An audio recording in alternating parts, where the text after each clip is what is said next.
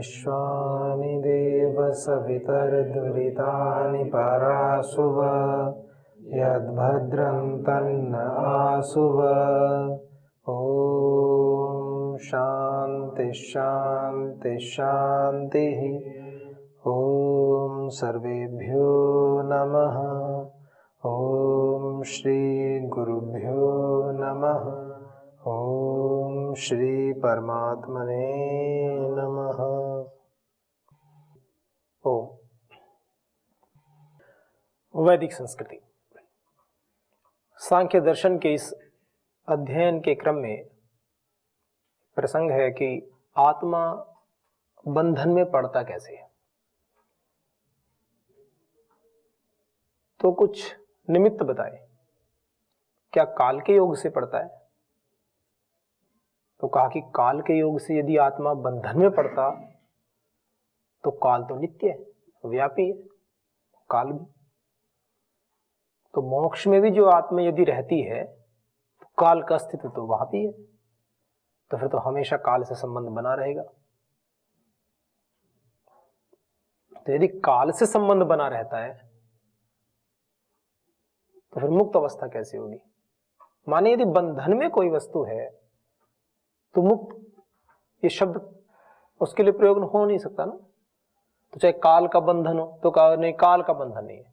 देश काल परिस्थिति में देश का स्थान विशेष का हो तो का स्थान विशेष का बंधन यदि हो, उसको नित्य मान ले, तो फिर तो आत्मा किसी न किसी स्थान विशेष में तो रहती ही है।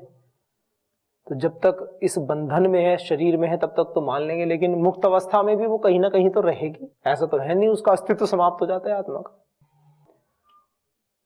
तो इसका मतलब तो ये हुआ कि हम स्थान से संबंध का माने नित्य, तो नित्य संबंध यदि मानेंगे तो बंधन में रहेगी जरूर किसी ना किसी। आप सोचते होंगे स्थान का बंधन तो कैसा, ये भी तो बंधन है ना। मुक्त का मतलब है मुक्त, एकदम बिल्कुल मुक्त, कोई बंधन नहीं, न काल का बंधन, न देश का, स्थान का, अवस्था का, कोई बंधन नहीं। ऐसा है आत्मा का स्वभाव। इसको सिद्ध कर रहे हैं वो कि यदि काल का बंधन हो तो कहा नहीं, देश का बंधन बना के फिर अवस्था के बंधन पे आए कि भाई बाल्यावस्था है, युवावस्था है, बुढ़ापा है, जागृत सुषुप्त अवस्था, तो उन्हें अवस्थाओं का बंधन में नहीं है। ये भी आत्मा के बंधन में पड़ने का कोई कारण नहीं है। पर आत्मा बंधन में पड़ती तो है। कोई मनुष्य रूप में देखते हैं, कोई पशु रूप में देखते हैं, और ऐसा भी कहते हैं कि जो वृक्ष हैं, पेड़ पौधे, पत्तियां होती हैं, ये सब वृक्ष आदि भी, ये भी आत्मा ही होती है। इनमें सब में ये सुषुप्ति अवस्था होती है। जितना भी स्थावर जगत है, जितना भी स्थावर जगत है, जितना भी ये पेड़ पौधे हैं, ये सारे के सारे इनमें सब में आत्मा होती है।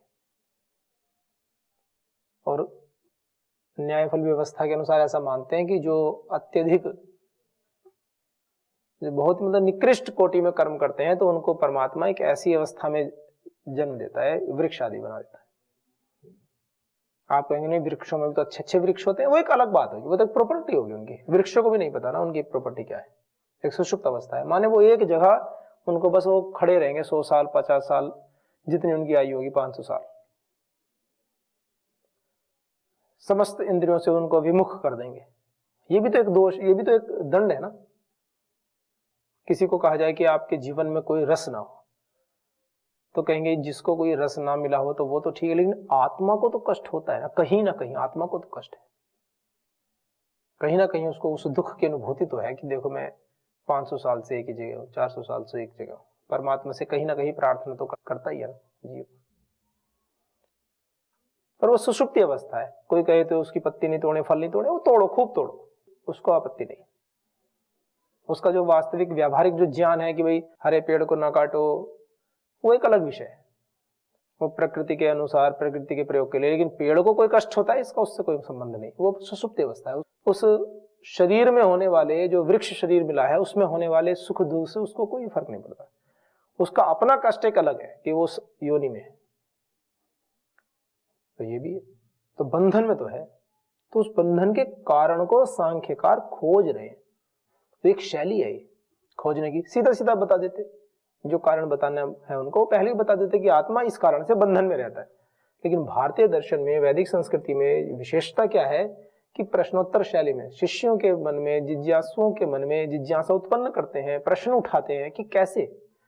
तो जो प्रथम प्रश्न उनके मन में उठते हैं उनको ही शास्त्रकार अपने मुख से बोलते हैं प्रश्नकर्ता के रूप में। ये शैली आपको मिलेगी सांख्य न्याय दर्शन में, शैली मिलेगी। महाभाष्यकार की शैली है, व्याकरण शास्त्र के जो रचनाकार हैं महाभाष्यकार, उनकी शैली है। उन्होंने भी इसको इसी शैली में लिखा है महाभाष्य पूरा, प्रश्नोत्तर शैली में। पूर्व पक्षी, उत्तर पक्षी, पूर्व पक्षी बोलो, समाधाता बोलो, ऐसे ऐसे करके उसके विभाग किए जाते हैं। फिर एक तटस्थ भी बनाते हैं कि पूर्व पक्षी उत्तर पक्षी से तटस्थ भी कोई व्यक्ति है। कभी कभी पूर्व पक्षी भी नहीं बोलता है, समाधाता भी नहीं बोलता, तो एक तटस्थ व्यक्ति कोई तीसरा आकर के पूछता है कोई बात, तो कभी पूर्व पक्षी अपने प्रश्न करके उत्तर भी देगा, नहीं नहीं तो ऐसा है। तो फिर सिद्धांती जो समाधाता होते हैं वो उससे प्रश्न पूछते हैं पूर्व पक्षी से, जिज्ञासु से, कि आप ऐसा क्यों मानते हैं। मतलब पूर्व पक्षी भी विद्वान है, ऐसा नहीं कि ऐसे कुछ भी पूछ लेता है, वो अपने तर्क प्रस्तुत करता है। फिर सैद्धांतिक अपने प्रश्न देते हैं कि नहीं ऐसा है। और कहीं कहीं तो पूर्व पक्षी के प्रश्नों को भी मान्य किया गया है, ऐसा है। इसका क्या मतलब होता है कि अहंकार भाव को पूरा शून्य करके आचार्य पढ़ा रहे हैं। समाधाता ने कोई प्रश्न किया और पूर्व पक्षी ने उसका उत्तर दे दिया, तो समाधाता शांत हो जाते, फिर ज्यादा प्रश्न नहीं पूछते उससे। अगर पूर्व पक्षी भी किसी प्रश्न का उत्तर देकर ये कहता है कि नहीं नहीं आचार्य जी, आपने जो सूत्र बनाया है, आपने जो बात कही है, इसकी आवश्यकता ही नहीं है करने की, या अमुक सूत्र बनाने की आवश्यकता नहीं है, इस सूत्र के बिना भी हम काम कर लेंगे, और वो अपने हेतु प्रस्तुत करता है। तो कई ऐसे स्थल हैं जहां भाष्यकार ने, जहां पर आचार्य जी ने उसकी बात को मान लिया है कि ठीक है, आवश्यकता नहीं, आपकी बात ठीक है। ऐसे भी है, कोई ज्ञान का घमंड नहीं है उनको, ये बताना चाह रहे। तो इस प्रसंग में बात चल रही है अवस्था की बात हुई ना, अवस्था तो देह धर्मत्वात्स्य, ये तो बुढ़ापा, युवावस्था, बाल्यावस्था तो शरीर के धर्म है, देह के धर्म है, देह धर्मत्वात्, ऐसे हेतु दिया, देह धर्मत्वात्। ये अवस्था जो होती है तो देह का धर्म होती है, आत्मा तो देह नहीं, आत्मा अलग है, शरीर अलग।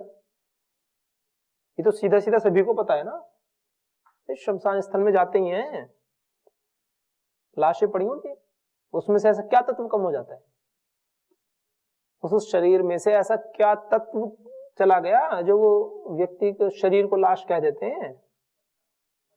आत्मा चली जाती है, जिसको आत्मा बोलो, जीवात्मा बोलो, वो चली जाती है।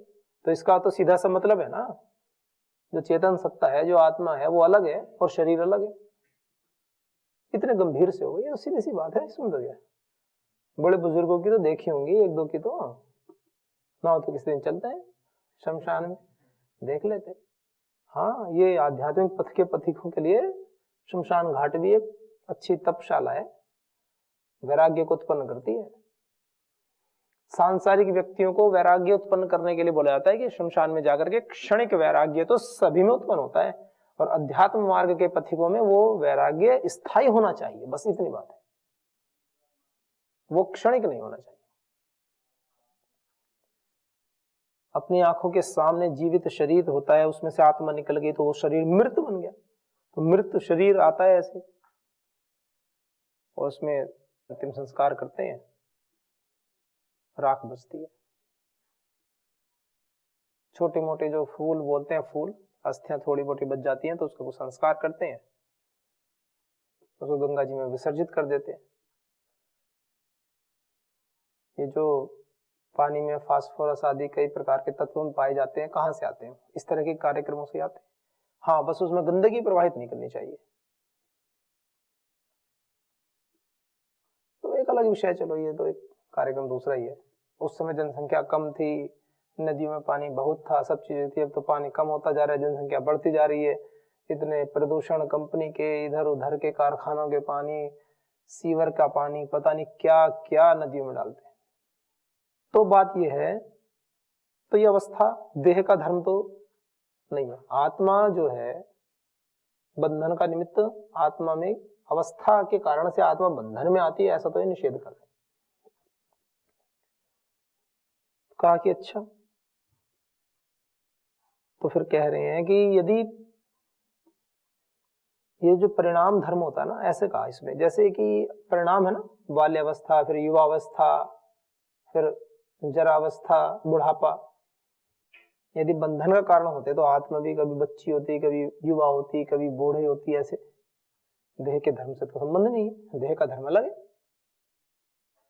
यूं कहते हैं ना, पुनर्जन्म को मानते हैं ना भारतीय, तो वैदिक जो दर्शन है उसमें तो पुनर्जन्म को मानते ही हैं।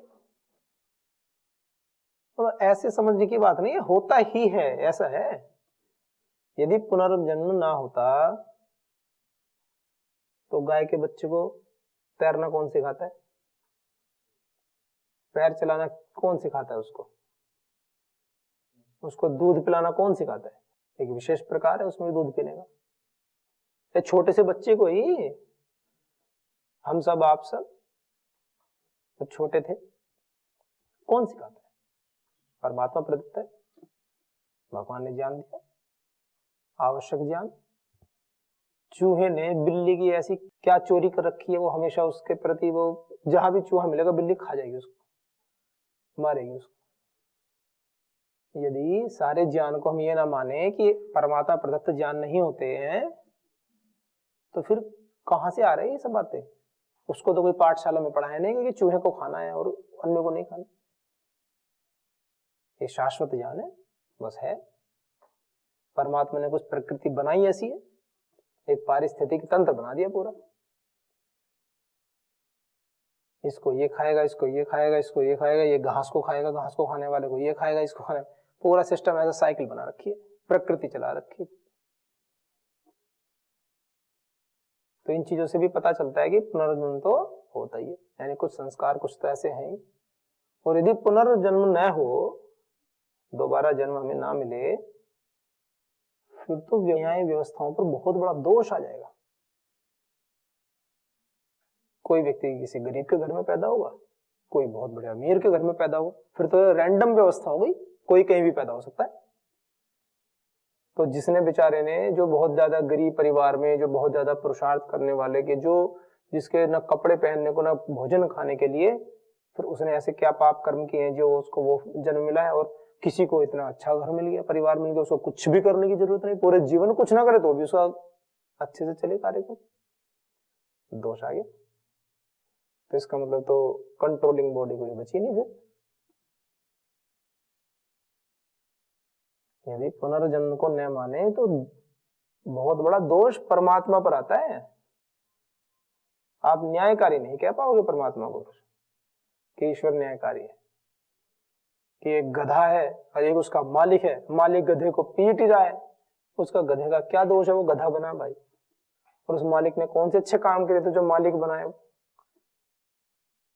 बैलगाड़ी होती है, भैंसा गाड़ी भी होती है, वो बना देते हैं, दो बैलों को हटा देते हैं, बीच में ऐसे करके ऐसे जोड़ के एक ही भैंसे को बीच में लगा देते हैं।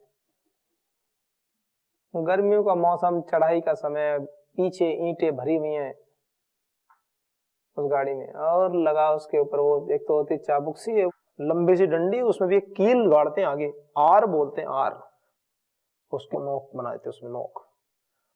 चढ़ रहा, मार रहा जोर से, फिर भी वो भी पुरुषार्थ कर रहा, मुंह से झाग आ रहे हैं, बहुत मेहनत कर रहा है वो भैंसा, और उसके पीछे से उसमें आर लगा देते हैं, वो एकदम से करंट सा लगता है, वो कील घुसेड़ दी पैरों में, कहीं पीछे कुल्ले में, तेजी से भागता ऊपर से चढ़ाई पे चढ़ाने के लिए, जबकि पुरुषार्थ पूरा कर रहा है। तो ऐसे कौन से कर्म कर लिए उसने जो उसको इतना भीषण, उसको जो है पुरुषार्थ करना पड़ रहा है, उतना भीषण कर्म करना पड़ रहा है? तो न्याय व्यवस्था तो चरमरा जाएगी। मतलब उसको उस जन्म में क्यों दिया गया जन्म, यदि जन्म होता ही नहीं है पुनर्जन्म? और यदि आप ये माने कि पुनर्जन्म नहीं होता तो जो भैंसे की आत्मा वो भैंसे की रहेंगी, जो गधे की आत्मा वो गधे की रहेंगी, जो मनुष्य की आत्मा वो मनुष्य की रहेंगी, एक और दोष आ जाएगा। कोई कहने लगे कि नहीं नहीं ऐसा कुछ नहीं है, भैंसे की आत्मा भैंसे की है, फिर तो ऐसा करना पड़ेगा, मक्खी वाली आत्मा अलग, भैंसे वाली अलग, गाय वाली अलग, पुरुष वाली अलग, फिर तो और दोष। जो गधे की आत्मा वो गधे की बिचारी, वो गधा पिछले जन्म में पिटा होगा, अब भी पिटेगा, आगे भी पिटेगा, जब जब बनेगा तब तक पिटेगा ही वो। उसने ऐसा क्या पाप कर रखा, वो पिटता ही रहेगा जीवन में जब तक रहेगा। तो पिटने वाली आत्मा अलग और पीटने वाली आत्मा अलग है, ये थोड़ा पता है। जितना आप चिंतन करोगे उतने दोष निकलते चले जाएंगे, ये बताना चाह रहा हूं। न्यायकारी परमात्मा पे तो प्रश्न उठ गया, दया करुणा कहां गई उसकी, हो ही नहीं। तो पुनर्जन्म का सिद्धांत है, अर्थात परमात्मा प्रदत्त ज्ञान हमारे संस्कारों के आधार पर जो हमें ज्ञान मिलता है वो तो मिलता ही है। तो कहा कि देह धर्मत्वाद, तो देह का धर्म यदि मान लें तो आत्मा बूढ़ी हो जाए, नष्ट हो जाए। ऐसे देह का धर्म तो है नहीं, परिणामी तो है नहीं आत्मा, आत्मा में परिणाम तो होते नहीं। परिणामी का अर्थ ये होता है जिसमें परिणाम पाए जाते हैं। जैसे दूध है, रख दो तो जैसा आज रखोगे सुबह कुछ मत डालो, ऐसे रख दो तो उसमें कुछ ना कुछ परिवर्तन होते जाएंगे अपने आप। मनुष्य है, बच्चा है, धीरे धीरे धीरे धीरे उसमें परिवर्तन होते जाएंगे। पहले हम सब कभी बच्चे भी होंगे, आने वाले समय में बुजुर्ग भी होंगे। हालांकि ब्रह्मचारियों के विषय में कहा जाता है कि बुजुर्ग कम ही होते, हमेशा युवा ही होते। तो तब करना पड़ता है, पर उसके लिए ऐसा नहीं है कि बस ऐसे ही हो जाते हैं।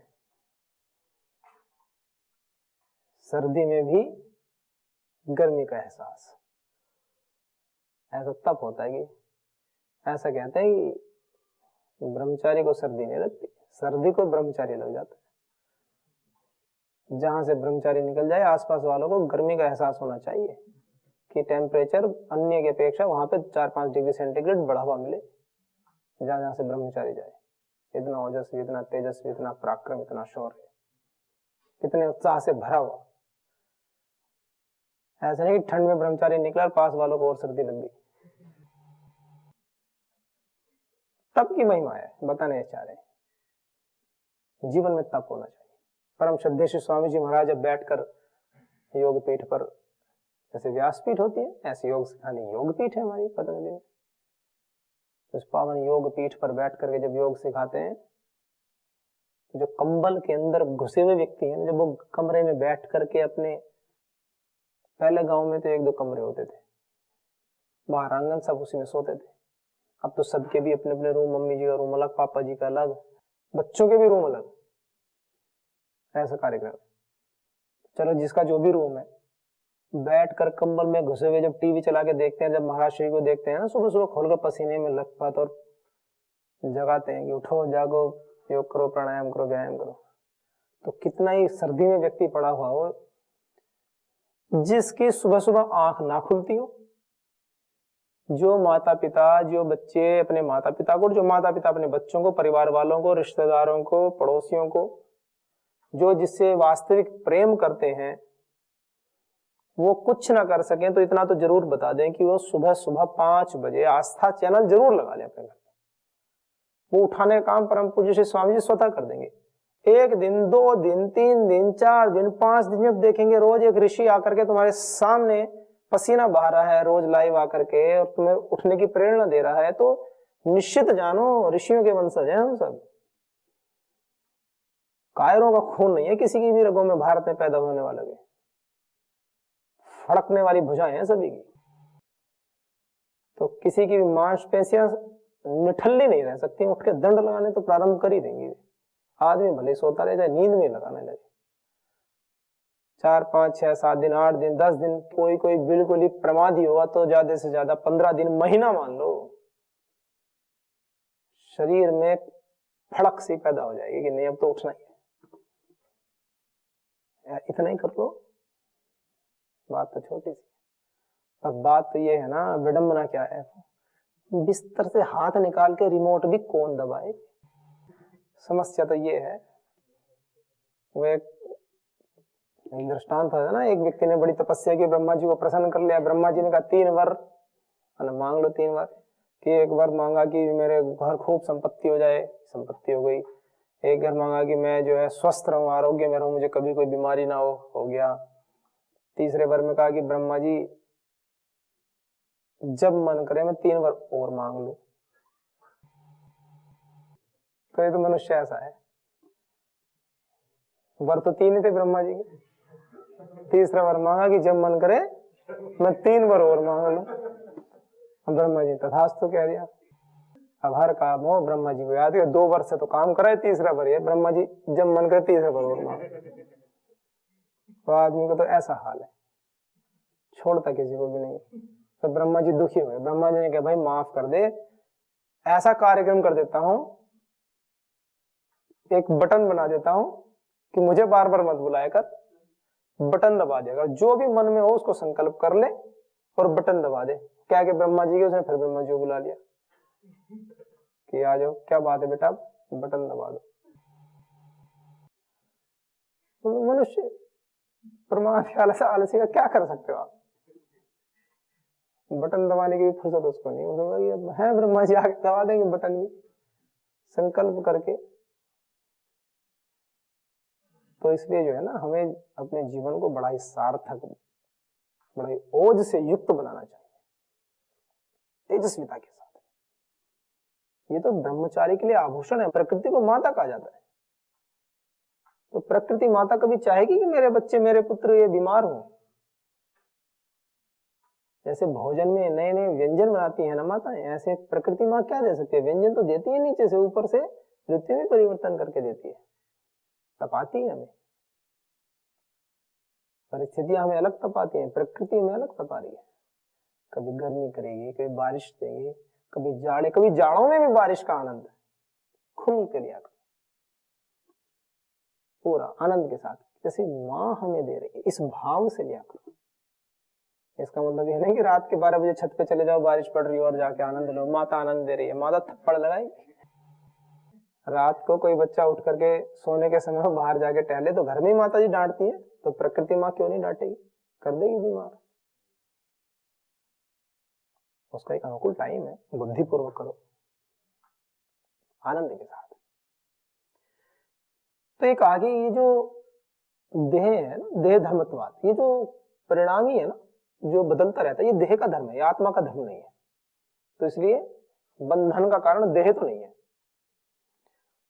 न अवस्था तो देह धर्मत्वात् तस्या, अवस्था जो है ये बंधन का कारण नहीं है। आत्मा जो बंधन में पड़ती है, तो कोई कहने लगे कि शरीर के कारण से बंधन में पड़ती है, तो उसका निषेध कर रहे हैं कि नहीं, ये कारण है। तो फिर कहा, फिर कैसे है? कहा ये सब कोई भी कारण नहीं है। क्यों? क्योंकि आत्मा तो असंगोयम पुरुषः इति सैद्धांतिक वाक्य बोल जाएगा। कोई कहने लगे ऐसे है, तो महर्षि कपिल मना कर रहे हैं उसको। यूं कह रहे हैं, यदि कोई यूं कहने भी लगे, जबरदस्ती कोई बात करने भी लगे, बात माने ही ना, हट करने लगे कि नहीं नहीं, अवस्था तो ये परिणाम होता है, और परिणाम जब मनुष्य के शरीर में आएगी तो आत्मा भी परिणाम धर्म वाली है और इसमें भी परिवर्तन होते हैं, तो कह रहे यदि ऐसा मान भी लो तो भी ये सत्य नहीं है। क्यों? असंगो अयम पुरुषः, ये जो पुरुष है, जो चेतन शक्ति है, जो जीवात्मा है, ये असंग है, संघात से रहित है, ये किससे मिलती नहीं, असंग। इस पे ये संघात है ना, इंद्रियां अंतःकरण सब मिल करके मनुष्य का देह बनता है, ये इससे असंग रहती है। आत्मा का कोई मतलब नहीं इससे, वो तो बस ऐसा है कि आई और इसको बस चेतन कर दिया, चेतन शक्ति आई, आंखें थी, सब था, चेतन शक्ति आई और इन यंत्रों को चला दिया, बस इतना है। इनके चक्कर में नहीं पड़ती ऐसे का। क्यों? क्योंकि असंगो एवं पुरुष है, बिल्कुल स्पष्ट कर दिया इसमें। तो परिणाम को भी आत्मा का धर्म बिल्कुल मान नहीं सकते। क्यों नहीं मान सकते? उसमें कई हेतु दे रहे हैं। जो संघात होता है, जो संग होता है, संघात, ये तो शरीर का धर्म होता है, आत्मा संघात में तो है। आत्मा ऐसे तो नहीं कि सब चीजें मिलकर के आत्मा बनी हो, कि आत्मा में जल वायु पृथ्वी आकाश तेज सब चीजों से मिलकर के आत्मा बनी हो, ऐसा तो है नहीं। आत्मा तो इन चीजों से अलग है। आत्मा में कोई स्थूल भूत सूक्ष्म भूत कुछ नहीं है। आत्मा में, आत्मा तो एक अलग ही कार्यक्रम है पूरा, ये तो प्रकृति के गुण हैं। तो इसलिए कहा असंगोयम, इसमें किसी का मेल नहीं है आत्मा में। एक सैद्धांतिक वाक्य बोल दिया, असंगोयम पुरुष। यदि कोई बात माने ना, हट करता ही रहे, नहीं नहीं ये तो अवस्था से भी है, देश का असंगोयम पुरुष, बात को शांत कर रहे हैं, सिद्धांत की ओर आ रहे हैं, अंतिम सिद्धांत की ओर ला रहे हैं धीरे धीरे बात को, कि असंगोयम पुरुष ऐसे बोल दिया। और जब असंग होगा तो फिर परिणाम धर्मी नहीं हो सकता। भाई जब कोई इंद्रियों से स्थूल भूतों से किससे मिला हो ही नहीं है आत्मा, तो फिर कोई कहे कि इसको बढ़ा पाएगा कि बाल्यावस्था होगी, तो कोई मतलब ही नहीं। फिर जब असंग है, इसमें कोई चीज मिली ही नहीं है, तो कोई परिणाम ही नहीं होगा, सीधी सी बात है। तो कहा कि चलो, पूर्व पक्षी भी बड़ा जबरदस्त है, बात थोड़ी मान रहा है। उसने कहा ठीक है चलो, आप अवस्था से भी नहीं मानते हो, तो कहा कर्मों से तो बंधन में पड़ता ही होगा आत्मा। और ये बात तो थोड़ी बुद्धि पूर्वक लगती है पहली बार सुनने में, तो कि हाँ कर्म से तो बंधन में पड़ते हैं। सारे शास्त्र सब कहते हैं कि गलत कर्म करोगे तो बंधन में पड़ोगे, आना जाना लगा रहेगा, निष्काम कर्म की बात बताते हैं। लेकिन सांख्यकारी कह रहे हैं कि कर्म भी बंधन का कारण नहीं है। तो ये तो बड़ी विशेष बात बता दी। जिसने ये एपिसोड देख लिया वो अगला जरूर देख लेना। कभी सोचो कर्म बंधन का कारण नहीं है कि चोरी करो, झूठ बोलो, शराब पियो, उल्टे सीधे काम करो, क्योंकि कर्म तो बंधन का कारण है ही। एक विशेष प्रसंग में बात है ये, नहीं तो पता चला इसी क्रम में उलझे पड़े हैं। तो इसलिए इससे अगले वाला तो विशेष देख लेना सभी।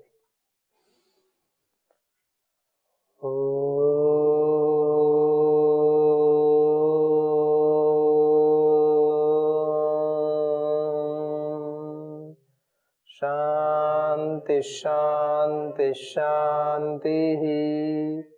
ओम सर्वेभ्यो नमः। ओम श्री गुरुभ्यो नमः। ओम श्री परम ऋषिभ्यो नमः।